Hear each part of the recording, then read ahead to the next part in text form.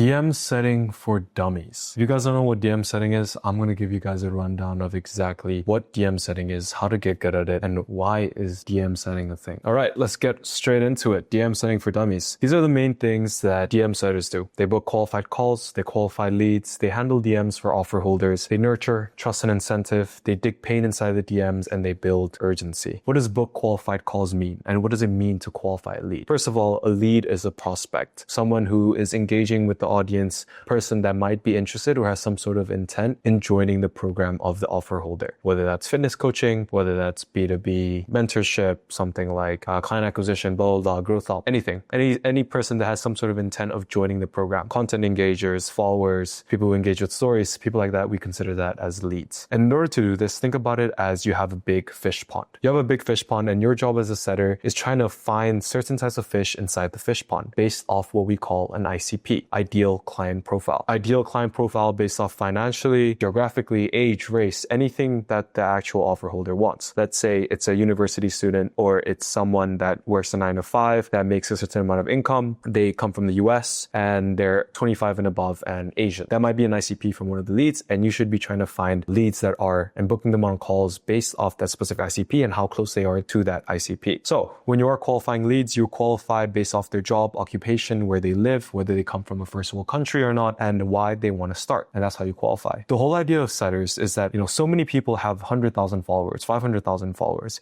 and you as a offer holder yourself can't, handle these DMs by themselves, basically. They're running their own business, they have fulfillment to do, they have to post out content. They don't have time to book in calls for themselves. Spend 4, 5, 6 hours a day spending time on the DMs. It's a lot of work. And that's just too low leverage for the people that are actually running the businesses. And that's where DM setters come in. The whole idea of DM setters, they handle DMs for offer holders. This means get as much lay down sales calls as possible, which means sales calls that are easy with no objections, people that are super, super warm. Save as much time for the closer or offer holder as much as possible. And that's what your job is to do. Make it easier for the offer holder or closer to close inside the sales call. Nurturing trust and incentive. Inside the DMs, you have to build trust. Building trust through free value, through acknowledgement, through report, and relatability. While you build incentive through digging pain, asking questions about their goals, and building urgency. Why does a person want to start today rather than 6 months? That's something that you have to be asking and make sure they have enough urgency to build. In terms of digging pain, find out their real why. What's their struggle? What's their incentive? What's their goal? What's going to be pushing them when they want to pull out their hair? That's the type of pain you have to be digging inside the DMs. And building urgency, whether it's natural urgency, whether it's fake urgency, you have to incentivize them to get on a call and actually take action. Remember, inside the DMs, you're selling the call, not the program. So the whole idea is to build urgency, to actually take action, appear in the call, and give them some sort of incentive to join the call. If without incentive, then they're not going to show up, and your show up rate is going to be shit. In terms of leads, there's 2 types of leads. There's warm leads and there's cold leads. That's the most simple way to put it. Warm leads are the people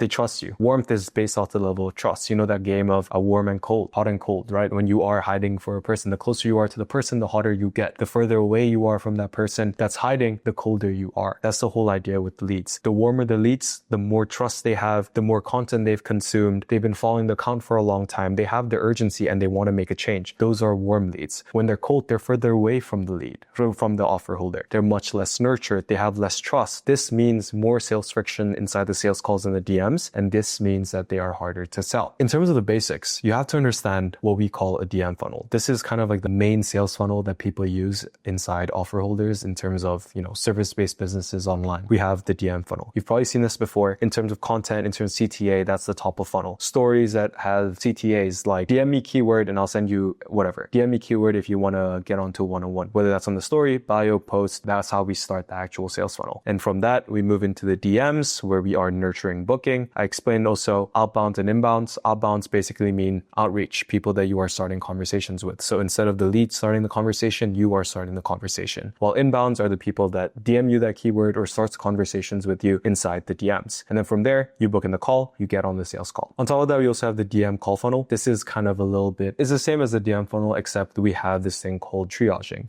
Triaging is basically an extra nurturing spot. As I like to say, there's the theory of the 4-7-11 rule, which basically means 4 touch points, 7 hours of content consumed in 11 different locations, and that's how you sell. Basically, we're adding that extra nurture location. And this is going to warm up the people that have actually booked on a call and get them warmed up even more before the actual sales call. So in terms of DM framework, this is kind of what the format of the conversation looks like in terms of how we run the conversations, how the conversations actually go. Remember, DMs are direction motivating. Basically, you want to make sure that you are leading on the conversation, even though you have to keep it as natural as possible to remove as much sales friction. There is a format that you have to be following, whether that's from report, qualifying, pain digging, solution aware, call pitch, and then post-booking report. On the left, I also put report throughout the whole conversation. The whole idea of this is because we want to make sure that the conversations are natural and conversational as possible. When we follow a framework, we don't want to be following the questions exactly how they're meant to be asked. We use those questions as a format to motivate or direct the conversation that we are having, whether it's from the report side, qualifying side, certain questions that you want from actual pain digging. Now, what everybody's here for, how do you make money? Basically, as a setter, you can get base pay, and you can get, obviously, as a salesperson, you get commission from the cash collected that you get from every set closed. What does that mean? So basically, in terms of the industry average, currently is 5%, but sometimes it's 10%,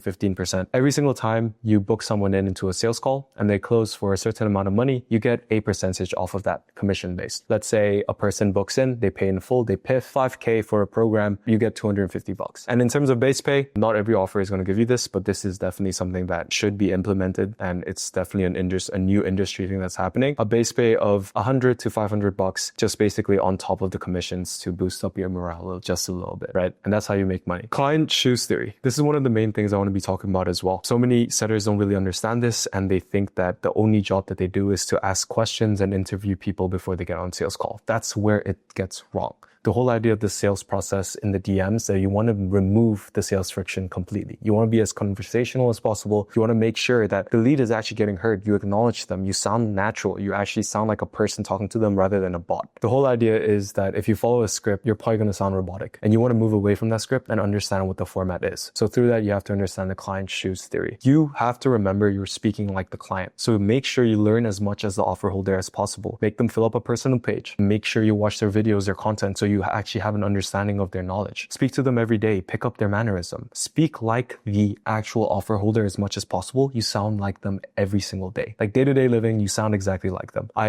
used to be on an offer and the guy liked saying sweet, and I started saying sweet until this day. I still say the word sweet, and I've said that before actually getting on the offer. Make sure you understand your authority. If you're too needy, if you're trying to be too persuasive inside the DMs, you lose authority. You have to remember, they're speaking to the offer holder, not you. You're no longer you inside the DMs. You are the offer holder. And making sure you understand your offer like it's the back of your hand. Make sure you understand the offer like the offer holder does. And that's what differentiates a setter that's mid and a setter that's actually going to make a ton of money. And now, finally, we move out to inbounds and outbounds. This is kind of like the terminology you have to understand, like I was talking to you about before. Inbounds and outbounds. One is you reach out to the lead, you start conversations with the people. They're usually colder leads. Obviously, they have lower intent because you are a coach and they can tell that you're a coach. So any conversation that you're starting, there's probably some sort of sales friction. To remove that sales friction, you have to make sure you build more rapport. You have to be a lot more casual, and you have to slower the transition into talking about whatever you want to sell. And when you are booking in, when you are pitching the call, you have to be as natural as possible, making sure it's as casual as possible to remove, again, the sales friction. In terms of inbounds, they reach out to you. Obviously, these leads are warmer. They have higher intent. They probably consume your content for a longer period of time. You have a greater breathing space of direct questioning. This means questions that you might not ask in terms of the actual tonality and the way you say it inside an outbound conversation, you can probably say inside the inbound, because this person wants to be in the program. They've reached out to you. They have high intent. They want to be answering the questions that you're asking. If they're not answering the questions that you're asking and they reached out to you, you can literally just tell them, like, I'm not going to help you if you're not going to open up to me. And you have that breathing room because they are an inbound. They're easier to book in, but of course, they are often less qualified. You're going to get a lot of people from third world countries not really having the money to actually,